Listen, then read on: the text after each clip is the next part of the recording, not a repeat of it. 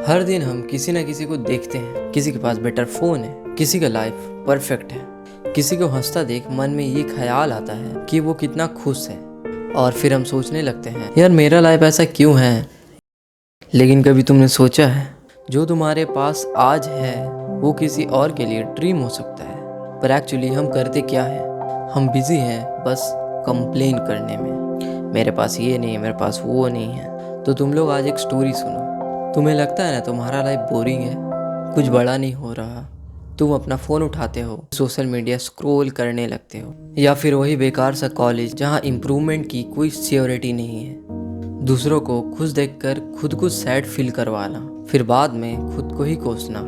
सबके पास कुछ ना कुछ एक्स्ट्रा है, पैसा, लुक्स, फेम, रिलेशनशिप्स, और ये सब के वजह से तुम्हें लगता है कि मैं पीछे रह गया हूँ। लेकिन क्या तुमने कभी ये महसूस किया है कि तुम्हारा नॉर्मल लाइफ किसी का ड्रीम लाइफ हो सकता है? सोच कर देखो। तो एक स्टोरी पर आते हैं। एक लड़का था Aarav, normal middle class family से। उसके पापा ऑफिस जाते थे, माँ घर संभालती थी।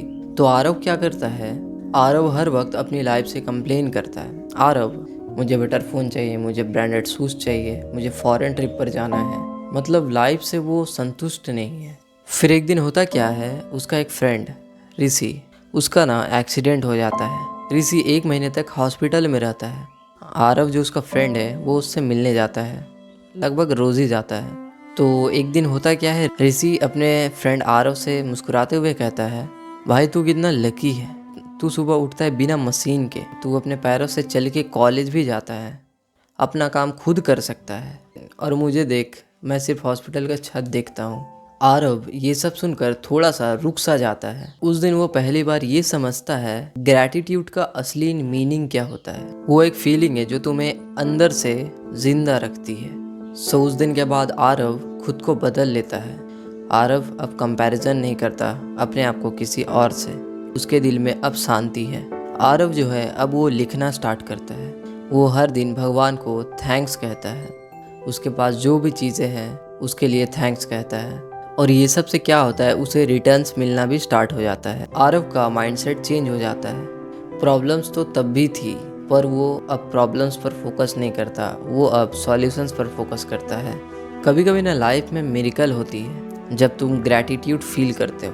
देखो, ये ग्रैटिट्यूड कोई फैंसी वर्ड नहीं है, ये एक हैबिट है जो एक डेली प्रैक्टिस होता है। अगर तुम चाहो तो आज से ही स्टार्ट कर सकते हो। बस 3 सिंपल स्टेप्स फॉलो करने होते हैं। सुबह उठते ही तुम 3 चीज़ें लिखो जिसके लिए तुम थैंकफुल हो। वो छोटी छोटी चीज़ें हो सकती है, चाहे वो छोटी सी चाय ही क्यों ना हो। हर दिन किसी इंसान को शुक्रिया अदा करना स्टार्ट करो, कोई दोस्त, कोई टीचर, या तुम्हारा कोई भाई बहन। बस एक थैंक यू कह दो, फिर देखो कैसे एनर्जी चेंज होती है। अपनी कंपैरिजन वाली सोच को रोक दो। थामा, जो तुम्हारे पास है वो किसी और के पास नहीं, और जो उनके पास है वो शायद तुम्हें कभी चाहिए ही नहीं था।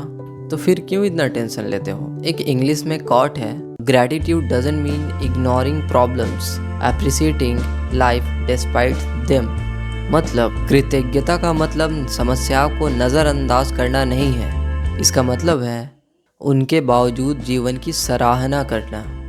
ये जो लाइफ है ना, कभी परफेक्ट हो ही नहीं सकता। ज़िंदगी में उतार चढ़ाव आते ही रहेगा।